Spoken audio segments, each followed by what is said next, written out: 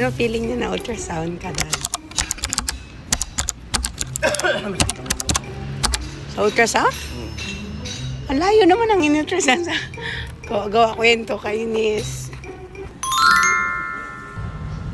Ano nga ang naramdaman mo nung in-ultrasound ka? 2 months na daw. Tsura.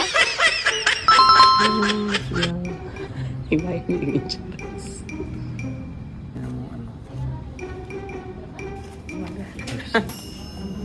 6,000. Pa-reverse mo pa 6,000. Ha? Oo, kaya pa yung ma-open ko to. Makuha ko yun, dad. Kasi pa rin makuha natin. Kasi i-detach ko na nga yun. Grabe guys, ang mahal maging adult. As in, the adultism is criticism. Critical. Sa simula lang pong masaya para sa mga nagkukotse-kotse. Siyempre parang, wow, the convenience is there. Pero my gosh, adulting is real talaga, sis! So yung car namin, 1 year na. Wow, I love it. Naka-1 taon na tayo. Hindi tayo na-delay sa amortization. Hindi pa tumatag ang bangko.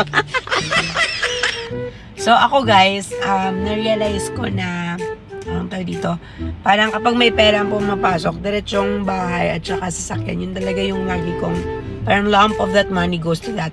Parang, tapos sumunod yung insurance, tapos yung sumunod yung mga needs naman sa bahay. Parang, yun ang way ko when it comes to this. So, due na kami for amortization. So, due na kami for PMS, due na kami. Insurance due na din. Ayun na, hi! Tapos na daw? Pinaandar pa nila. Mag-leak test. And yes, ganun po ang adulting. Kailangan mong harapin ng buo ang loob ang mga bayarin. Mababaliw ako na bayarin.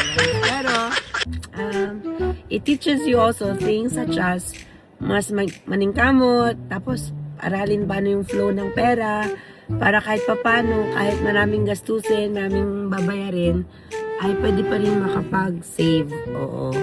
Diba? Ang extra challenge ang buhay natin, pero laban. Go!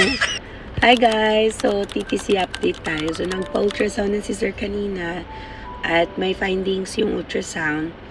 Ang next namin is pupunta ng REI. Pero more likely, magma-Manila kami to see a Euro who can actually do the procedure for my husband. And then,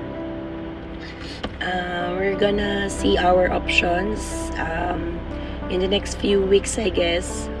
And then, yeah, that would be the plan right now.